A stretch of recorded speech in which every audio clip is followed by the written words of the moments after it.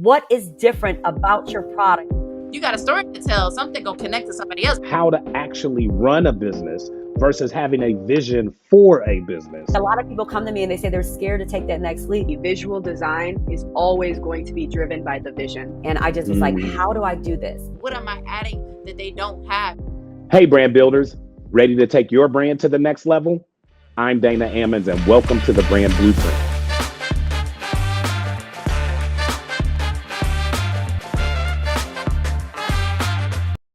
Hello, I'm Eloise Lanois, and welcome to this special episode of the Brand Blueprint, where I will talk about one of the most important aspects of brand identity, the visual design of your brand.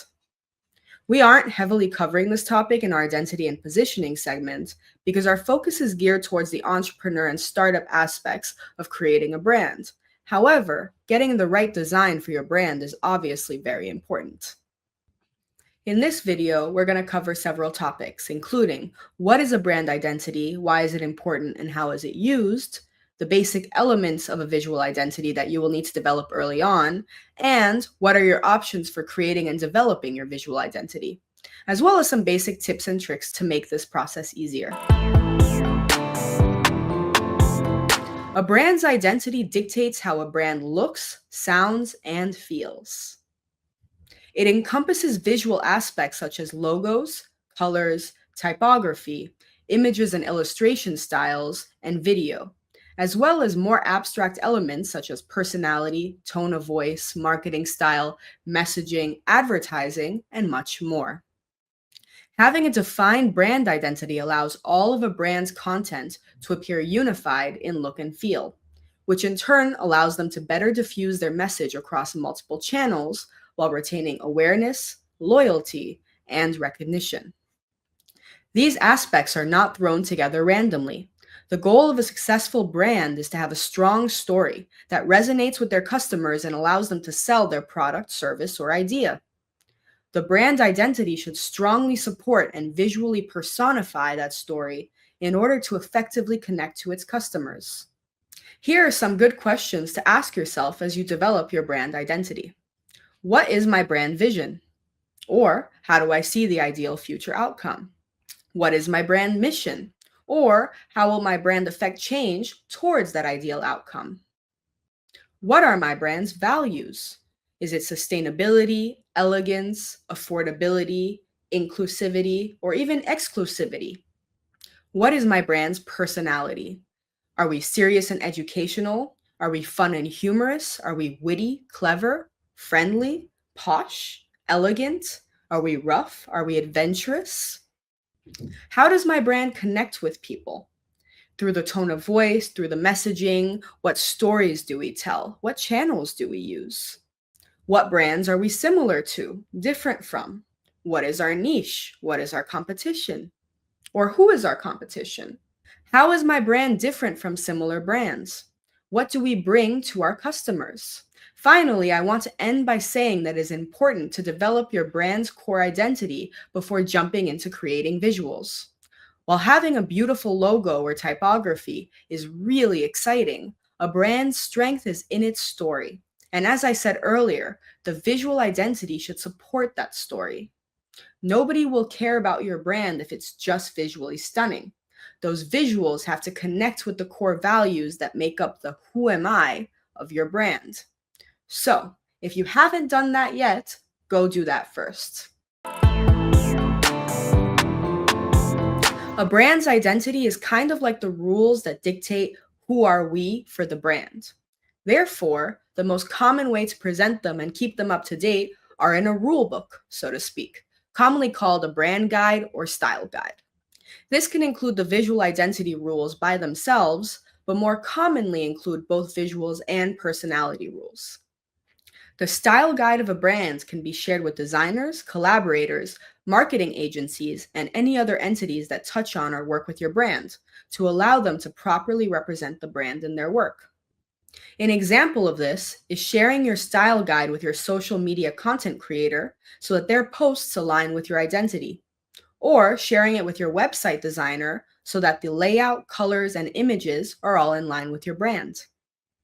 Another example is sharing the style guide with a hired marketing agency so that their advertisements use the correct tone of voice for your brand. Style guides can be presented in multiple formats.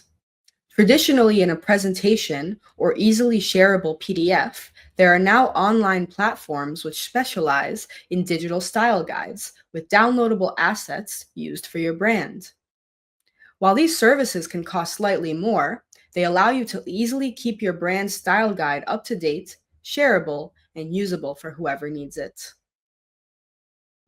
Now that we're sure that you've defined the personality of your brand, it's time to move on to the visual identity.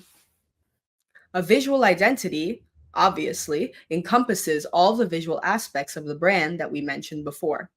The logo, the colors, the typography, the illustration, the images, and the videos. The basic elements can be narrowed down to the logo, colors, and typography. If you can define these aspects, the rest can be developed as needed. While I won't be walking you through step-by-step instructions on creating your visual identity, here are a few things to keep in mind as you do develop it. First, always refer back to your core values and identity as you create the visual aspects. If you are a fun, humorous brand, your logo, colors, and typography should be bright and happy. If you are creating an austere, elegant brand, it doesn't make sense to use a funky handwritten script.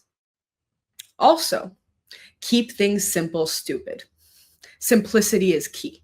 Don't make things too complicated with dozens of colors and multiple font pairings. Keep things simple. Your logo is your face.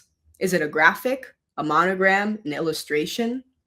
Make sure your choices align with your brand's personality and identity. If you have several versions of your logo, for example, an illustrative graphic and a simplified monogram, how well do they relate? Are they obviously from the same brands? Are they obviously from the same family? These are really important details to think about. Does your logo work across multiple sizes? Does it work on light, dark, and complex backgrounds? You might need several versions of your logo, but the main logo should work across as many options as possible. And if you find that you need a lot of versions of your logo in order to work across multiple channels, maybe that's a sign that you need to simplify your designs. Again, keep things simple.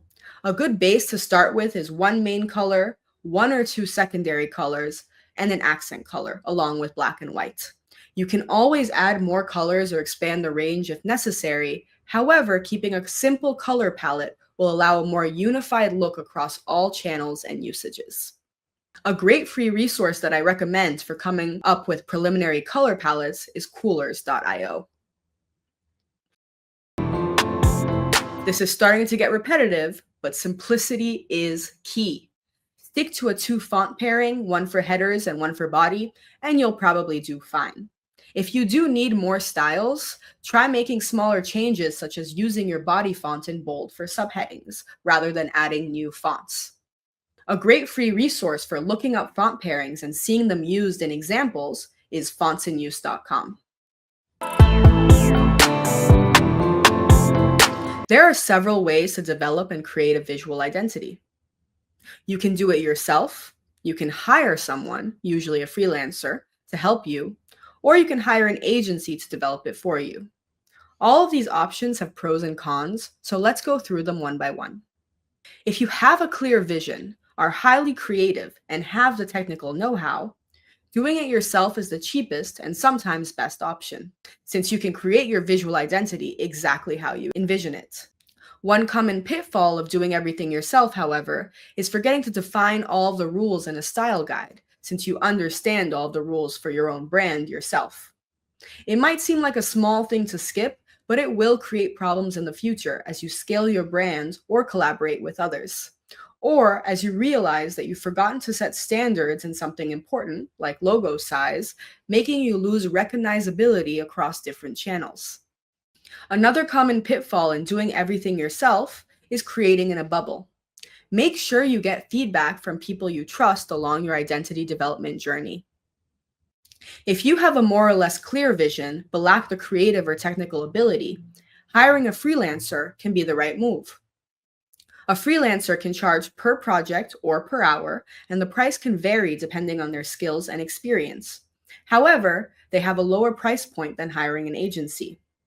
Common pitfalls of hiring a freelancer can be not getting the results you want, the project not being completed in a prompt manner, or the price going higher than you expected. The good news is that there are several ways to get around these problems, and as a freelance creative myself, I have several recommendations for you here. The first thing I recommend, and yes, I know I'm getting repetitive, is to have your brand identity, personality, and core values already defined. Having these elements written out will help your freelancer understand your brand better. The second thing I recommend is to write a project brief. This will define the scope of your project and keep things clear with whoever you hire. Some things you can include here are deliverables, such as what you want delivered and what file format you want them in, the timeline, the budget, and the number of revisions included in your project. Lastly, I will recommend that you do your due diligence. There are many places to find freelancers for your work, Upwork and Fiverr, for example, and these platforms host millions of options. Try to choose someone who has both skill and experience in whatever it is you currently need. Finally, if you are 100% on the business side and feel completely lost on the creative side of developing your brand identity, you can still hire a freelancer, but an agency might be the best move for you. This is the most expensive option, as an agency will have a team working closely with you on your project brief. You can have the option to hire them for the project or put them on a monthly retainer to take care of all creative support. You can work with an agency with less preparation on your end. However, having a clearly defined brand identity already set up will definitely make the work easier and faster. All right, that's everything for this special episode of the Brand Blueprint, where I have tried to pack a mini masterclass's worth of information on creating the visual identity of your brand in under 20 minutes. I hope it was helpful. I'm Eloise Lanois, and I'll see you next time.